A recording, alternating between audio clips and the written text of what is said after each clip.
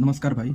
मैं आपका दोस्त मोहित कुमार और आप देख रहे हैं मेरा चैनल द ब्रेन बैरिक्स। आज हम लोग एक 71st बीपीएससी के पीवाई की को डिकोड करने वाले हैं जो कि पॉलिटी से रिलेटेड है। Question: parliament power to amend the constitution is limited power and it can not be enlarge into absolute power. Can parliament under article 368 can destroy the basic structure of the constitution when it enjoy absolute majority in parliament. Question कर रहा है कि parliament के पास, जो संसद के पास constitution में amend करने का जो पावर है, संशोधन करने का जो पावर है, वह लिमिटेड है और इसे एब्सोल्यूट पावर में नहीं बदला जा सकता है। क्या जब संसद के पास एब्सोल्यूट मतलब मेजॉरिटी आ जाएगी तो वह आर्टिकल 368 के तहत जो है बेसिक स्ट्रक्चर को बदल सकती है संसद के पास एब्सोल्यूट मेजॉरिटी आने पर। तो इस क्वेश्चन को समझने से पहले हम लोग को समझना पड़ेगा संसद को भाग 20 में आर्टिकल 368 के तहत जो है संविधान में संशोधन करने का अधिकार है।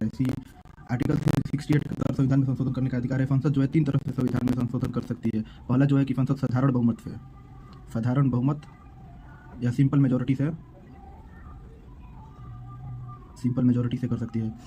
सिंपल मेजोरिटी से करने का मतलब जैसे कोई वैधानिक कानून आ रहा है, कोई भी वैधानिक कानून आ रहा है उसे चाहे किसी अन्य राज्य का नाम चेंज करने पर या किसी अन्य क्षेत्र को अपने में मिलाने पर साधारण बहुमत से कर सकती है। दूसरा है कि संसद जो है विशेष बहुमत से संविधान में संशोधन कर सकती है। विशेष बहुमत में आ जाएगा कि प्रेजेंट एंड वोटिंग का, जितने भी एमपी हैं प्रेजेंट है और जितने वोट कर रहे हैं उसका 2/3 का मेजोरिटी रहना अनिवार्य है। यानी 543 सांसद है तो उसमें से 2/3 का मेजोरिटी से इसमें जो है फंडामेंटल राइट्स डीपीएसपी में संशोधन किया जा सकता है। जो तीसरा है कि उसमें है कि संसद विशेष बहुमत, संसद जो है अपने स्पेशल मेजोरिटी और जो है हाफ ऑफ द स्टेट का अप्रूवल जैसे जो संसद है 2/3 से पास करे और आधे से अधिक जो है स्टेट वो अपने विधानमंडल में सिंपल मेजोरिटी से पास कर दे। तो ये 3 तरह से संसद जो है संविधान में संशोधन कर सकती है। अब यहाँ पर सवाल ये आता है कि संसद जो है बेसिक स्ट्रक्चर को चेंज कर सकती है कि नहीं कर सकती है। इसको हम लोग 4 फेज में समझ सकते हैं।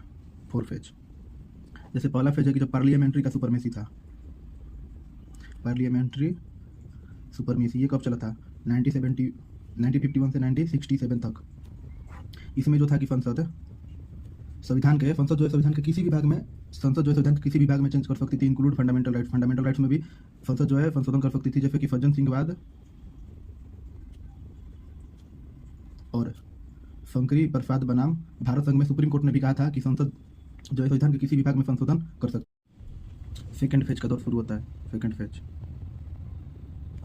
फेज में जुडिशियरी इंटरफेयर करती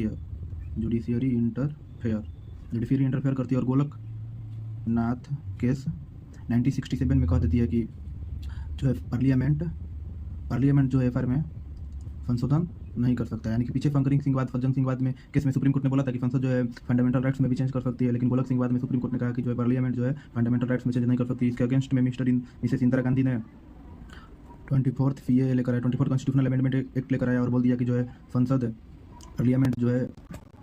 पार्लियामेंट जो है वह फंडामेंटल राइट्स में भी चेंज कर सकती है, संशोधन कर सकती है। और यह जो है आर्टिकल 13 के अंतर्गत नहीं आएगा, यानी आर्टिकल 32 के अंतर्गत नहीं आएगा। आर्टिकल जो 32 है संसद को यह अधिकार देता है कि वह पार्लियामेंट द्वारा बनाएगा किसी भी लॉ को जांच कर सकता है, तो नहीं आएगा। सुप्रीम कोर्ट ने बोल दिया कि संसद जो एफआर में भी संशोधन कर सकती है, सीमित कर सकती है या उसे चेंज भी कर सकती है फंडामेंटल राइट्स को। अब थर्ड फेज में जो है बर्थ होता है डॉक्ट्रिन ऑफ बेसिक स्ट्रक्चर। यहाँ पर एक केस आता है केशवानंदा भारती केस। यह जो है जमीन विवाद को लेकर यानी फंडामेंटल राइट्स से ही रिलेटेड था, 1973। इसमें सुप्रीम कोर्ट ने कहा कि जो है संसद जो है फंडामेंटल राइट्स में चेंज कर सकती है, यानी वो जो 24th CAA को वैलिड मान लिया।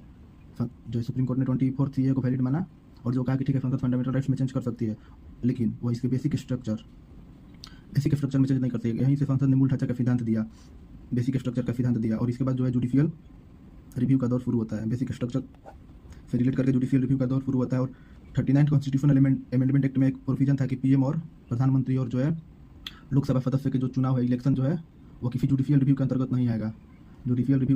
तो सुप्रीम कोर्ट ने इसे बेसिक स्ट्रक्चर का हवाला देकर जो है रद्द कर दिया। और इसके बाद जो है 42nd कॉन्स्टिट्यूशनल अमेंडमेंट एक्ट में एक प्रोविजन था कि जो है संविधान संशोधन यानी किसी भी तरह का जो कॉन्स्टिट्यूशनल अमेंडमेंट जो है जुडिशियल रिव्यू के अंतर्गत नहीं आएगा, तो इसे भी जो है सुप्रीम कोर्ट ने बेसिक स्ट्रक्चर का हवाला देकर जो है रद्द कर दिया। इसके बाद 2019 में 19 constitutional amendment act NJAC Narendra Modi लेकर आते हैं और इसे भी सुप्रीम कोर्ट जो है उसे रद्द कर दिया बेसिक स्ट्रक्चर और न्यायपालिका की स्वतंत्रता का हवाला देकर। किसी न्यायपालिका की स्वतंत्रता का हनन होता है।